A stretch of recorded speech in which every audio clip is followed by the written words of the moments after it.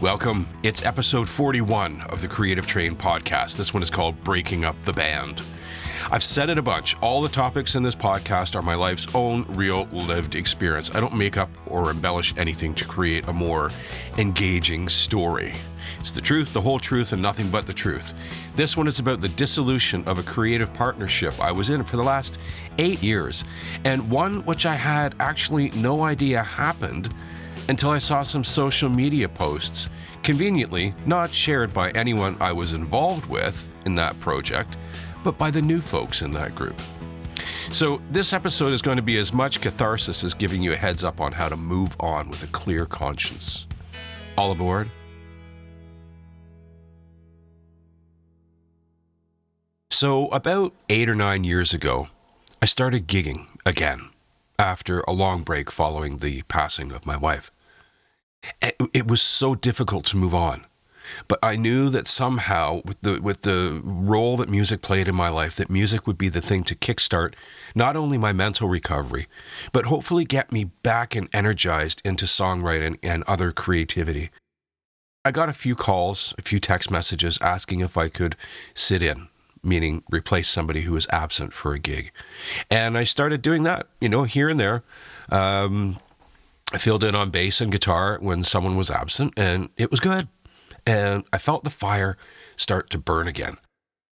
Not the quest for fame or acknowledgement or anything like that. The money's not good, that's for sure. But just for the fun of making music again. One of these side gigs ended up as a permanent replacement for a fellow who had to leave the band for personal reasons. So I was back in the saddle, learning their repertoire, which was most of the common covers that bar bands know, and a bunch of quite unexpected ones.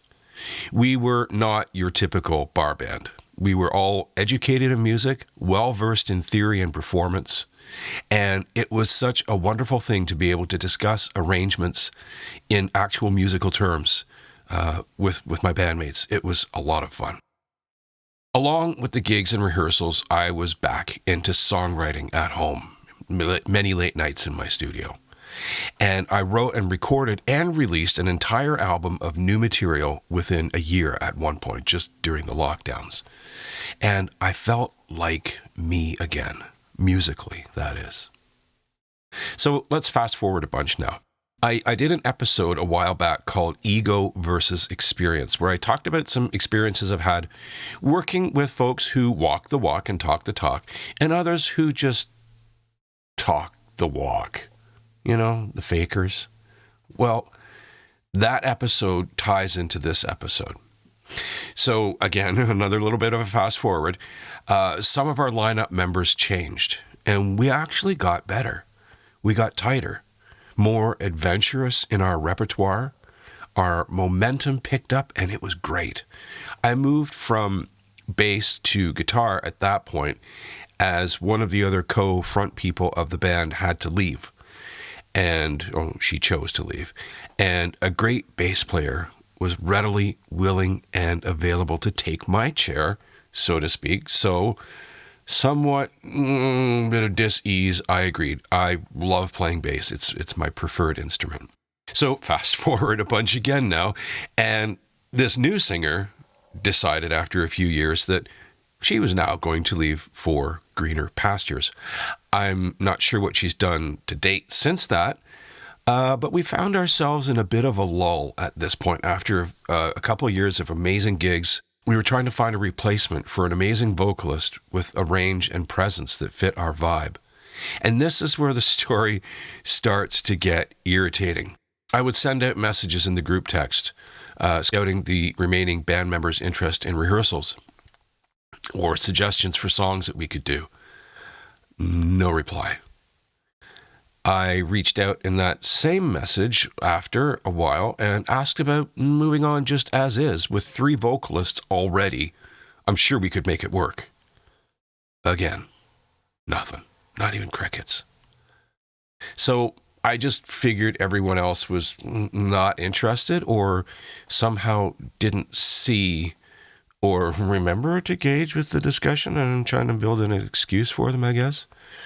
And at this point here, that little doubting part of my my brain kicked in, and I'm like, well, why are they ignoring me? And what I had started to remember was that over the last few gigs, the amount of songs where I was featured as vocalist were cut down. Any new ideas that I was bringing to rehearsals prior to our lull, the songs were either too hard, or they just would look at me and smile and say, yeah, we'll work on it next time. And it got to the point where my role in the band was just to show up and play. None of the songs that I was to be a feature singer in were even on the set list anymore. So fast forward again, some weeks later, I bumped into the other co-front person, and we shot the breeze for a bit. And he mentioned that he's been sitting in with a few other bands, and this one in particular at a few times. And it was fun. It wasn't as good as our band was, or is. I don't remember what context or tense he used. And he claimed he didn't even know the name of the singer of this band. He couldn't really remember it. It was just a throw together thing, and he happened to be there, and they asked if he wanted to sit in, and he's like, sure. And I thought nothing of it, really, because he's a pretty gregarious guy and goes out to a lot of jams and open mics and stuff. I cannot stand those things. And he said he really missed our two guitars interactions and the great sound it created. Part of what I took my role as is, if you play guitar, you'll know how visual it is to be able to look at someone and know what they're doing. And when we're both supposed to be playing the same chords at the same time because it's the song, I was often able to play off of his ideas because he was a main singer, so he wouldn't be, tasked with doing anything fancy while he's singing. So I took it as my job to be the complimentary role. And it created some really cool things in songs where you wouldn't expect it to go. But still, in there, there was no mention of still pursuing a new vocalist. And that little part of me that was getting a little bit bitter inside at people ignoring my text messages said something in my head, and I purposefully left that part of the conversation untouched. I didn't ask, since I know he saw me ask repeatedly in the group text. So if he didn't bring it up, I wasn't going to push. We can skip ahead a month or so now, which would take us to mid-May of 2025. And I saw a post on Facebook from a venue that we had played at often in this former band. And all about this exciting new band they were so eager to have come in, and this singer was promoting it, and everybody was like, woohoo, can't wait, And I was looking at the pictures on the day after, and it was what I can say was my old band, just minus me. Nobody said anything to me. Nobody said, hey man, we're going to downsize. We were a 7-piece band. Hard to get gigs for a 7-piece band and pay everybody properly. So nobody said, hey, we're just going to downsize, take on some, whatever, different gigs, or we want to move in a different direction, or even like, get the hell out of here, you're fired. Nobody likes your songs anyways. Nothing. I was ghosted in the group message and replaced or just eliminated from the band without any consideration of anybody telling me so. And to be honest, totally, I was so pissed off at being led along like that. I thought I was working with respectful adults, but alas, it was just easier for them to move on without any consideration of closing things off in the mature way. Instead, they kept quiet about it and probably hoped that by the time I found out, I would have forgotten about the band or just assumed that we were not going to continue once the old singer left. Well, no, I didn't. But in the following weeks, I came to a reckoning that I was indeed the bigger man in the picture. I did nothing wrong. I tried to keep things moving and growing. And little did I know I was shouting into a void. Creative partnerships happen on a lot of different levels. On the simplest, most surface relationship, you might share a booth with someone at an art show. You work together to set up the walls and the backdrops and the tables and tear it down after the event, but you don't have any business or creative interests with that person. Your art and your craft and your business are completely independent. You're just sharing the space. It's a partnership. In other relationships, a bond of camaraderie and trust evolves as the members share ideas and inspiration. They put each other up in the hard moments, congratulate each other in the great moments. They contribute to each other's parts in their works, expand on ideas, and share encouragement. And this requires a certain level of vulnerability on each person's part. It's a give and take.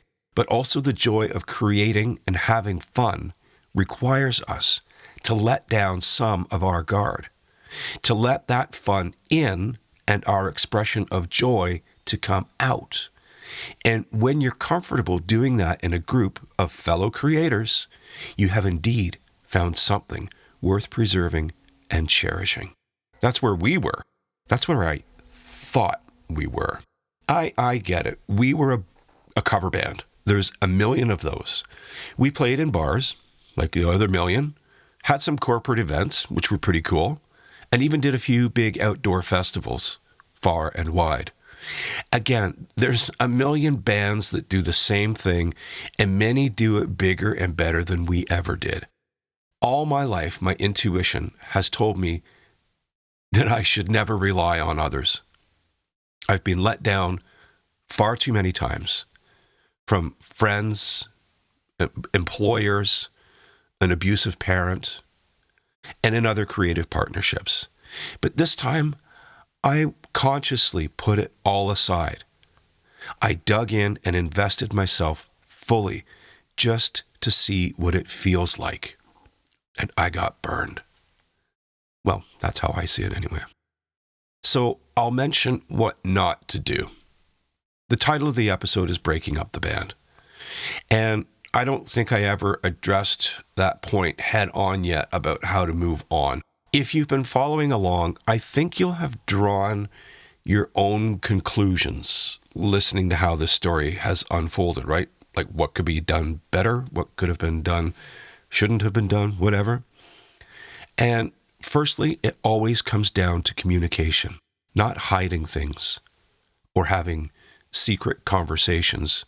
And ultimately, having the conviction and the courage to not only come to the decision to remove someone from the group, but also having the common decency to tell them, even if not to their face. Tell them. I suppose it's expected at certain times of our lives that there will be a final moment to any situation. Like when you graduate high school and your group of friends disperses far and wide for college or work. And remember when Facebook became a thing and you started seeing all those suggested friends and you were like, oh, wow, I haven't even thought about that person in 20 years or whatever. Or you bump into an old teacher or neighbor at the grocery store. You reminisce for a few minutes and whatnot, and it's okay to move on. Not all relationships take on a deeper meaning than just people being in the same place at the same time for some shared expected possible outcome. But when your relationship goes beyond just casual acquaintance, like a public open mic or jam, and into a years-long partnership, you don't just sneak away from that. You don't just up and change your mind about the whole thing and not let the others know. There's a certain level of dignity that you should have when it comes to the dissolution of these relationships. That's like something kids do when they suddenly decide they don't want the mustard on their hot dog that only moments ago they insisted they did. You know, the mind changes for no apparent reason. They can't offer a reason. They just know that they don't want it anymore. I was the mustard. So, how to break up the band with integrity, decency, and maturity. It's communication.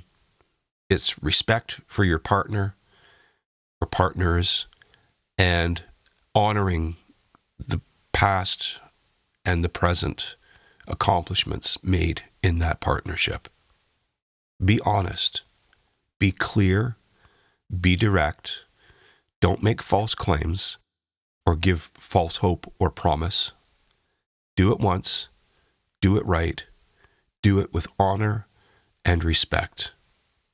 Or don't. And maybe you'll end up being the topic of someone's podcast. That's pretty weird, eh? Getting caught in a situation like that, or just finding out second, third hand that your bandmates have removed you without saying anything. Draw your own conclusions from it. I have given myself the permission to move on and never to think about it again after creating this podcast. And I'm not going to share it or direct it at anybody in particular, meaning those folks in the band. I'm just going to put it out there and let this go where it will. This is one that I'm just going to have on the podcast website, and I'll share the link on my Creative Train Facebook page. Anyways, let's move on. All aboard.